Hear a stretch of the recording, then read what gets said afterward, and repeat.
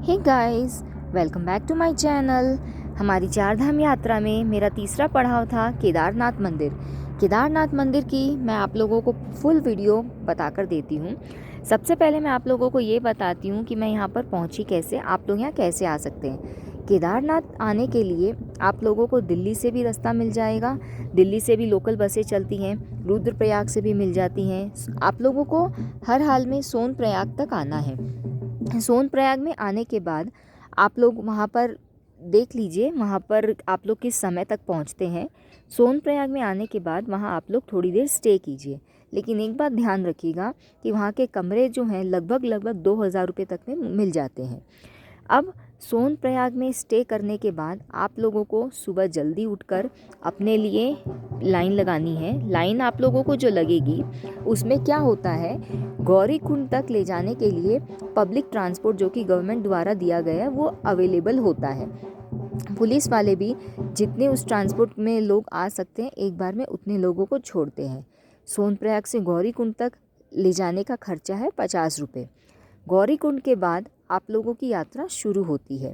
गौरीकुंड में जब आप जाते हैं तो गौरीकुंड में जाने के बाद आप लोगों को वहाँ पर एक गर्म पानी का कुंड मिलेगा, जहाँ आप लोग चाहे तो नहा सकते हैं। वहीं जब आप लोग पहुँचते हैं तो घोड़े वाले, पिट्ठू वाले, ये सब वहाँ पर आप लोगों को मंदिर तक ले जाने के लिए खड़े रहते हैं, जो कि आपसे अलग अलग पैसे मांगेंगे। आपके वजन अनुसार वो पैसे मांगते हैं, आप उनसे बार्गेन भी कर सकते हैं। मैंने तो घोड़े पिट्ठू नहीं लिए थे, मैंने तो अपनी पूरी यात्रा जो थी वो पैदल ही चल के की थी। और अब जब मैंने ट्रैक करना शुरू किया, जनरली सब बोलते हैं कि ये 16 किलोमीटर की ट्रैकिंग होती है, बट मैंने जब ट्रैकिंग किया मुझे अनुभव हुआ कि 16 किलोमीटर से ज़्यादा है। खैर जो भी हो, रास्ते में ट्रैकिंग करते करते मैंने जो चीज़ें देखी, वहाँ पर खाने पीने की बहुत सारी चीज़ों की फैसिलिटी है, जहाँ पर आप आराम से बीच बीच में रुक कर खा पी सकते हैं। वहाँ पर थोड़ी देर आप लोग जब चलते हैं, करीब 10 किलोमीटर के बाद आप लोगों को वहाँ पर एक मंदाकिनी नदी का जो स्रोत है वो पूरा दिखाई देता है, जहाँ पर आप थोड़ी देर बैठकर चाहें तो एंजॉय कर सकते हैं। और अगर आप नहीं चाहते एंजॉय करना, आप चाहते हैं कि सीधा बाबा के दर्शन करने हैं, तो आप चलते जाइए। पीने के पानी की हर जगह आपको फैसिलिटी मिल जाएगी।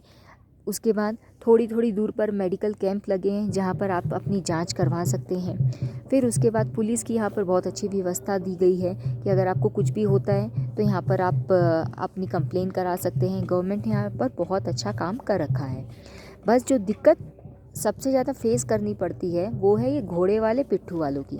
घोड़े वाले जिस तरीके से चलते हैं, पिट्ठू वाले जिस तरीके से चलते हैं, ये पैदल यात्रियों को चलने ही नहीं देते हैं। ये बहुत ज़्यादा दिक्कत देते हैं, तो आप इनसे बचें। अदरवाइज ये आपको अगर धक्का देकर चले भी जाएंगे तो इन्हें कोई फ़र्क नहीं पड़ेगा। अब लगभग इस ट्रैक को करने में 10 से 12 घंटे लग जाते हैं। वैसे तो आपकी देखिए स्पीड के ऊपर है, आपके चलने के ऊपर है, लेकिन मिनिमम टाइम जो लग सकता है वो 10 घंटे है। एक चीज़ मैं आपको और बता दूं, जब आप चलते हैं कहीं भी आपको परेशानी महसूस नहीं होगी। बस मंदिर से जब आप 4-5 किलोमीटर दूरी पर रहेंगे उस समय आपको थकावट महसूस होने लगती है। ऐसा इसलिए होता है क्योंकि उस समय ऑक्सीजन लेवल जो है थोड़ा आपका डाउन होने लगता है। और जैसा कि अभी आप लोगों ने देखा कि यहाँ पर मैं वीडियो बना रही हूँ और हेलीकॉप्टर की ये चल रही है, ये इसलिए क्योंकि यहाँ मेरे जहाँ मैं रुकी हुई हूँ उसके आधे किलोमीटर 1 किलोमीटर के पास में ही यहाँ पर क्या है, हेलीपैड लगा हुआ है, जहाँ से हेलीकॉप्टर से जो यात्रा करते हैं वो हेलीपैड उनको उतारता है। एक बात मैं आपको बता दूँ, हेलीपैड जब उतारता है उसके बाद भी आपको पैदल मंदिर के लिए जाना पड़ता है। आप ये मत सोचिएगा कि हेलीपैड अगर हमें हेलीकॉप्टर ने हमें उतार दिया तो हम जस्ट मंदिर में दर्शन करके आ गए, ऐसा नहीं है। करीब आधा किलोमीटर 1 किलोमीटर दूर आपको ये उतारता है, उसके बाद आपको चलना तो पड़ता है। अब यहाँ पर प्रसाद वगैरह की भी पूरी फैसिलिटी है। मंदिर में दर्शन करने का जो था समय, जो 4 से 8 का जो समय है सुबह का, वो है गर्भगृह में, जिसमें आप दर्शन कर सकते हैं। उसके बाद के जो दर्शन होते हैं वो बाहर से बोलते हैं दर्शन कराए जाते हैं। मैंने तो खैर सुबह के दर्शन कर लिए थे, तो मुझे पता है, मुझे गर्भगृह के ही वो हुए हैं। उसके बाद अब जो दर्शन करेंगे उनका मैं नहीं बता सकती हूँ। तो आप लोग भी जब अपनी यात्रा करें तो केदारनाथ धाम के लिए कम से कम 2 दिन का समय लेकर करें, जिससे आप लोग आराम से इस यात्रा का मज़ा ले सकें। अगर आप लोग पैदल यात्रा नहीं भी करते हैं, घोड़े पिट्ठू से करते हैं, तो भी मुझे नहीं लगता कि आप एक दिन में आना जाना कर सकते हैं।